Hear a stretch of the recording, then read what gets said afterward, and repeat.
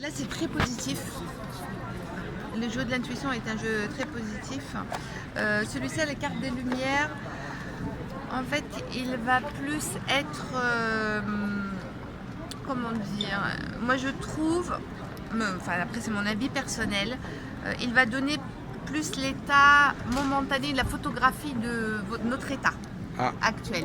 Donc les messages ne sont pas toujours positifs. Donc c'est-à-dire qu'ils peuvent plutôt être positifs, faire ou relever une problématique ou un blocage ou quelque chose qu'on doit. Et là encore, c'est également c'est du court terme. Oui, là, c'est plutôt du court terme. Oui, enfin moi en tout cas, c'est comme ça que je l'utilise. C'est plutôt, je n'utilise pas les cartes pour prédire l'avenir. Voilà, c'est ça que vous dites.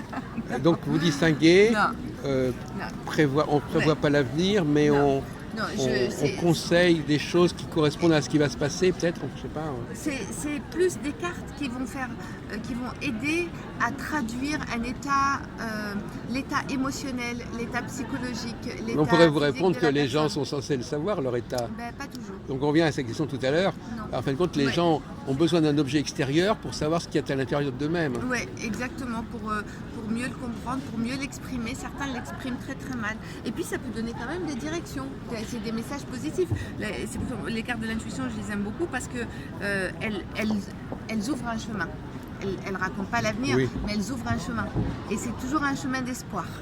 Mais alors, pour élever un peu le débat, est-ce que c'est, pour aller au-delà, est-ce que c'est pertinent de chercher à connaître l'avenir en dehors de toute considération personnelle? Oui, en dehors de toute considération personnelle, pour moi, notre avenir, on se le construit en fait. Oui. Donc, pour moi, ça n'a plus de pertinence de chercher à connaître son avenir. Parce que mon avenir, il dépend justement de l'état psychologique, émotionnel et l'état de ressources dans lequel je suis aujourd'hui et de ce que je fais de ma vie et des choix que je fais. Ça dépend que de mon choix. Enfin, par exemple, vous savez on sait quand même qu'il va faire nuit, ou on sait qu'il va y avoir l'hiver ou l'été.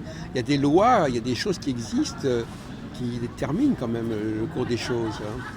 Mais ça on n'en a des pas. cycles. On n'en a pas la maîtrise. On n'en a pas la maîtrise. Si, on a la maîtrise de savoir s'il y a le jour ou la nuit, ou s'il y a le chaud et le froid. Alors ça ne concerne pas direct. Mais je ne peux pas le changer. Ah oui, c'est ça, vous voulez dire, quand on n'a pas la maîtrise, c'est pas la peine de le... Je ne peux pas. Le jour, d'accord. c'est le jour, la nuit, c'est la nuit. Oui, et d'accord. c'est le même cycle. Je ne peux pas agir ni sur le jour, ni sur la nuit. Oui, mais c'est quand même intéressant de le savoir, de savoir à quoi s'attendre, non? Pour faire quoi? En quoi qu'est-ce que ça me fait avancer? À quoi je sais que je vais mourir. Oui, non mais d'accord. Je sais que de toute façon, a priori, normalement, voilà, je devrais mourir. Ça, c'est une information extrême, ça. Non, mais je veux dire, mais après, tout dépend. Parce que, après, ça dépend des gens. Pour moi, c'est pas utile de savoir. Je ne veux pas lire dans mes cartes. Je n'ai pas besoin de lire dans mes cartes ce qui va m'arriver dans 5 ans ou dans 2 ans. Je sais que ce qui va m'arriver dans 5 ans, ça va dépendre de mes choix et que ça va être en fonction des choix que je vais faire aujourd'hui et de toutes les actions que je vais mener à partir d'aujourd'hui et des orientations que je vais prendre et de comment moi, mon état émotionnel, parce que ça va dépendre de mon état émotionnel aussi. Parce que si mon état émotionnel je ne suis pas dans les vibrations de ce que je veux, je n'obtiendrai jamais ce que je veux, je n'arriverai jamais à ce que je veux. Oui, alors là, on retombe dans... C'est vrai que c'est intéressant. Donc, il y a uniquement les choses qui dépendent de nous qui sont importantes et tous les processus de transformation, de cycle qui peuvent se produire à l'extérieur, c'est ce que... Je n'en ai pas la maîtrise. Après, ça dépend... C'est amusant parce qu'on n'en a pas la maîtrise, mais on peut en tenir compte. Oui, on peut en tenir compte, oui. Après, c'est un choix. C'est le choix de chacun, le libre arbitre de chacun. C'est pas le mien. Et est-ce que vous êtes intéressé, pour terminer cet entretien que vous nous accordez, est-ce que vous êtes intéressé par les typologies? Par exemple, le zodiaque, ou je sais pas, enfin, un type de... est-ce que les gens, on peut les classer par, Alors, par type, par type, homme, femme, oui. je sais pas quoi, quel est votre mode de fonctionnement à ce niveau-là? Oui, alors je sais qu'on peut le faire, mais me concernant, non, je ne le pratique pas. J'utilise d'autres techniques, hein, mais qui est plus l'énéagramme. Donc, Oui, voilà, l'énéagramme, oui. voilà. Voilà, Donc d'accord. là, je vais plus utiliser ce type Bon, très bien. de technique pour profiler, voilà.